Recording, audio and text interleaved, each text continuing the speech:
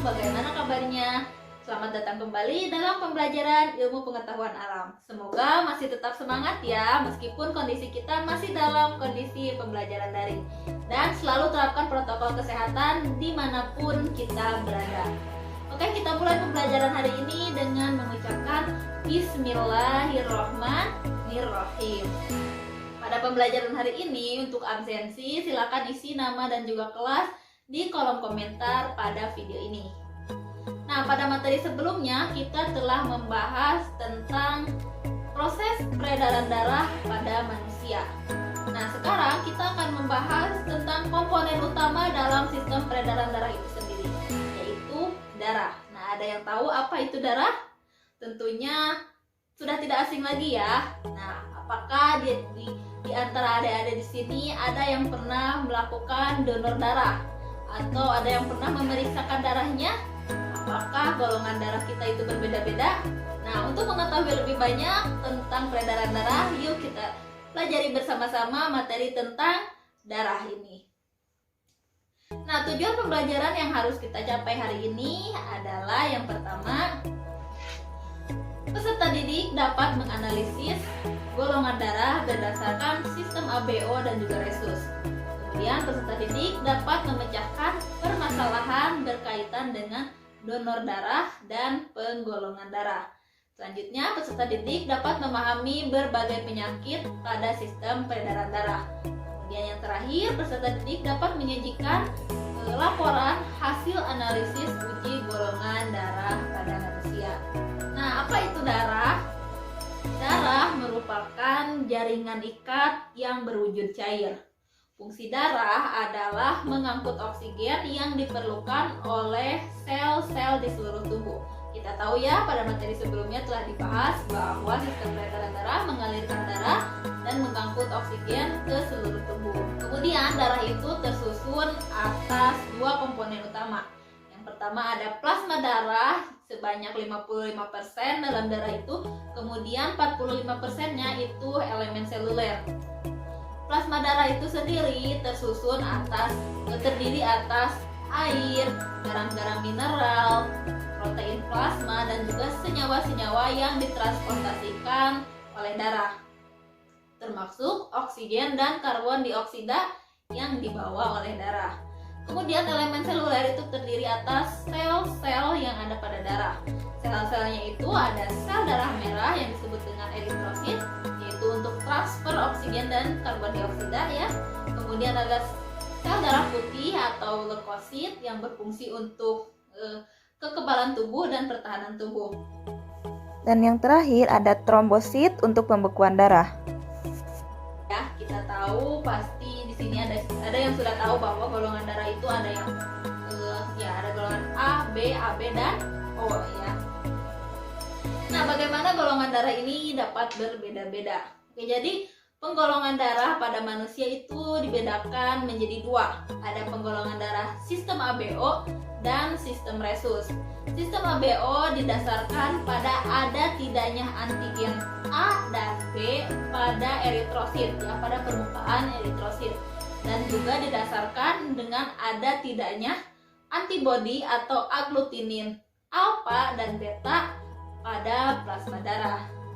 Kemudian sistem golongan darah juga dibedakan berdasarkan sistem resus.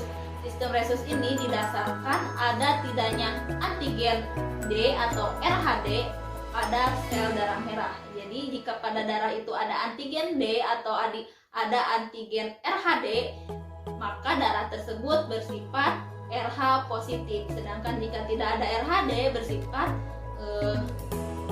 RH negatif. Nah, untuk lebih jelasnya tentang kenapa golongan darah manusia itu berbeda-beda, kita saksikan video berikut ini.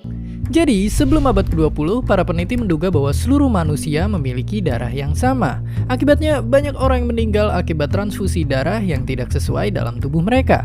Kemudian, seorang peneliti bernama Karl-Heinz Steiner menemukan bahwa ternyata darah manusia itu terbagi menjadi beberapa jenis, yang kemudian ia golongkan menjadi golongan A, B, dan O. Secara umum, golongan darah kita bisa berbeda karena sel darah kita memiliki sesuatu yang disebut sebagai antigen. Orang yang memiliki antigen A akan memiliki golongan darah A. Orang yang memiliki antigen B akan memiliki golongan darah B. Orang yang memiliki antigen A dan B akan memiliki golongan darah AB. Dan orang yang tidak memiliki antigen A dan B akan memiliki golongan darah O. Sistem imun atau antibodi kita kemudian akan membaca antigen di sel darah kita ini. Jika antibodi kita menemukan sel darah yang sifatnya berbeda dengan sel darah asli kita, maka antibodi kita akan menganggap darah tersebut sebagai objek yang membahayakan tubuh dan akan melawannya. Reaksi perlawanan ini akan menimbulkan penggumpalan darah dan dapat mengakibatkan kematian. Tetapi golongan darah tak terbatas hanya pada 4 golongan saja. Golongan darah kita ini sebenarnya juga memiliki tanda positif atau negatif. Tanda positif atau negatif ini menandakan rhesus factor dalam darah kita. Sama halnya seperti antigen, orang yang memiliki rhesus, darahnya tak akan diterima oleh orang yang tidak memiliki rhesus. Karena rhesus tersebut akan diidentifikasikan sebagai objek yang berbahaya oleh antibodi kita. Nah, itu dia penjelasan tentang bagaimana darah pada manusia itu dapat berbeda-beda. Jadi intinya bisa kita lihat pada tabel ya. Jadi golongan darah A itu memiliki antigen A dan antibodi beta, sedangkan B dengan alfa. Kemudian golongan darah AB itu memiliki antigen keduanya, yaitu antigen A dan B, tapi dia tidak memiliki antibodi. Kemudian golongan darah O itu tidak memiliki antigen tapi memiliki antibodi yang lengkap, yaitu antibodi alfa dan antibodi beta. Dari sinilah muncul istilah bahwa golongan darah O merupakan universal donor, sedangkan golongan darah AB merupakan universal receiver. Tentunya harus memperhatikan rhesus positif dan negatif juga ya. Nah, untuk memahami lebih banyak tentang donor dan transfusi darah, yuk kita saksikan video berikut ini.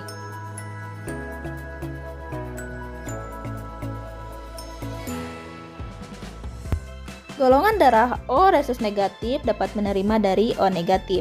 Golongan darah O positif dapat menerima dari O negatif dan O positif. Kemudian golongan darah A negatif dapat menerima dari O negatif dan A negatif. Kemudian golongan darah A positif dapat menerima dari O negatif dan positif dan juga A dari negatif dan positif. Kemudian yang bergolongan darah B negatif dapat menerima dari O negatif dan B negatif juga. Selanjutnya B positif dapat menerima dari O positif dan negatif, kemudian dari B positif dan juga negatif. Kemudian orang yang bergolongan darah AB dapat menerima dari O negatif, A negatif, B negatif, dan AB negatif. Selanjutnya orang yang bergolongan darah AB positif dapat menerima dari semua golongan darah. Nah, itu dia pembahasan tentang zat-zat yang ada pada darah dan jenis-jenis golongan darah pada manusia. Lalu bagaimana caranya untuk menentukan jenis-jenis golongan darah tersebut? Bagaimana cara kita mengetahui golongan darah A itu diketahuinya dari apa gitu ya? Nah, dokter itu menguji golongan darah manusia dengan menggunakan serum ya, serum anti A, anti B, dan anti D ya. Nah, di sini serum ini berfungsi seperti antibodi ya atau agglutinin yang ada pada darah. Jadi ketika dia bereaksi dengan zat antigen yang tidak seharusnya, dia akan terjadi penggumpalan. Nah, disitulah kita bisa mengetahui jenis golongan darah pada seseorang. Ketika seseorang bergolongan darah A rhesus positif, maka akan terjadi reaksi penggumpalan terhadap serum anti A, anti AB, dan anti D. Kemudian jika rhesusnya negatif, itu tidak akan terjadi penggumpalan pada serum anti D atau anti RH. Nah, kemudian jika seseorang bergolongan darah B positif, maka akan terjadi penggumpalan terhadap serum anti B, anti AB, dan anti D. Kemudian jika rhesusnya negatif, anti D-nya tidak akan terjadi penggumpalan. Nah, orang yang bergolongan darah AB positif akan terjadi penggumpalan terhadap serum anti A, anti B, anti AB, dan juga anti RH atau anti D. Jadi semuanya akan menggumpal, maka golongan darahnya merupakan AB positif. Sedangkan jika AB negatif, itu semuanya akan menggumpal kecuali anti RH yang ada yang bereaksi dengan golongan darah AB rhesus negatif. Kemudian jika seseorang bergolongan darah O resus positif, maka tidak akan terjadi penggumpalan darah terhadap anti A, anti B, dan anti AB. Hanya saja penggumpalan darah terjadi terhadap serum anti D atau anti RH karena golongan darah O di sini bersifat positif. Kemudian jika negatif, semuanya tidak akan terjadi penggumpalan, baik itu terhadap serum anti A, anti B, anti AB, ataupun anti RH. Nah, untuk mengetahui lebih banyak tentang bagaimana cara uji golongan darah, kita akan melakukan uji golongan darah secara virtual melalui petunjuk yang sudah Ibu sediakan dalam LKPD yang sudah Ibu share linknya melalui WhatsApp group. Selanjutnya, untuk tugas kalian di rumah, silakan membuat catatan atau rangkuman mengenai penyakit-penyakit yang dapat terjadi pada sistem peredaran darah. Oke, kita lanjutkan diskusi kita melalui WhatsApp group. Terima kasih untuk perhatiannya. Wassalamualaikum warahmatullahi wabarakatuh.